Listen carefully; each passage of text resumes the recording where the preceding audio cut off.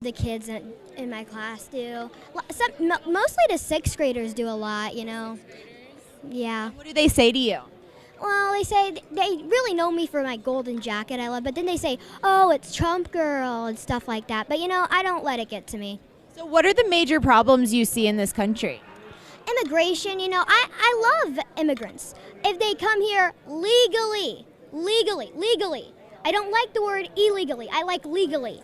And if they're not going to do that, we have to put some precautions. As a kid, what do you see as, like, other than immigration, what is the other problems that you see? Education. The teachers union controls everything. So I like how Donald Trump put in charge of education a lady named Miss Betsy, I think. Betsy DeVos? Yes, Miss Betsy DeVos. And I mean, she's just great. She's doing everything we need to. And I heavily support school choice. Did your parents get you involved in politics? Not really. Actually, my mommy was a Ted Cruz supporter in the primaries. I told her on the primary the day of voting, I told her to vote for Trump. She needs to vote for Trump. She didn't listen to me. That's okay. But now, after the primary, she realized the mistake she did. I mean, I like Ted Cruz, you know, just not as much as Donald Trump. What do you want to be when you grow up?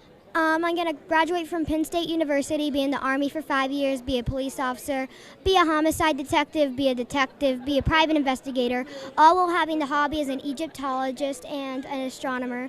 And then I'll retire, become a judge, and then if the country really needs me, I'll run for president. Yes, on the Supreme Court. Oh, so you're going to run for president. That would be awesome. And what are you gonna run like Mr. Trump ran and tell the media that, you know, they're not what is gonna make the world go around anymore, that it's the American people that are what's gonna make the world go around? Of course, but I mean, I don't know the way I'll run for president, because I don't know what the politics will be like when I grow up. Maybe something will change, you know, maybe the media will be a little bit nicer. Not gonna happen. But, you know, I just don't know the way I should run yet. And maybe, like, I won't know that until I'm ready to run for president, which is way after I'm 30, let's just say that. So if Mr. Trump wasn't if he wasn't in the election this cycle, would you have been involved in politics like you are? I don't really know. I mean, I've always been involved in politics, but just not really that much, you know, just a little bit. But, I mean, without Trump, I wouldn't be here. I mean, I wouldn't be at CPAC. I would just be at home, watching TV, playing video games, watching Disney, maybe watching a little bit of news, but not as much as I do now.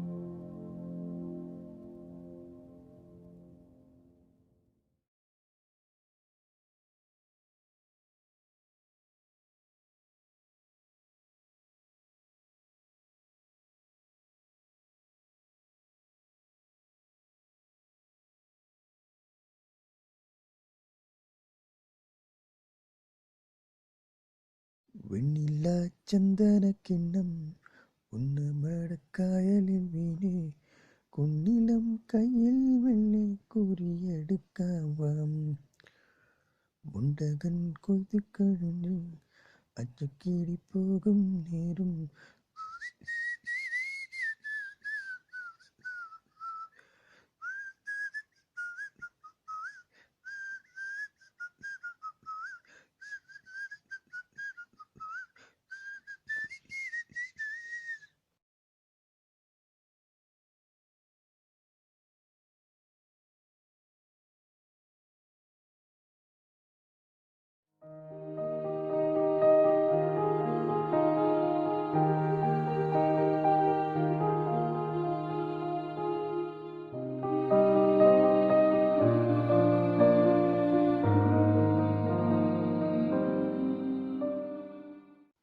Sometimes a story can teach much more than an entire philosophical treatise.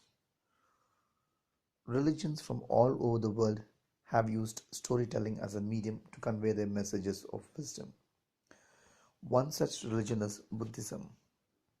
Whether you're a Buddhist or simply a seeker on the spiritual path, these short stories will assist you in your journey to peace and contentment.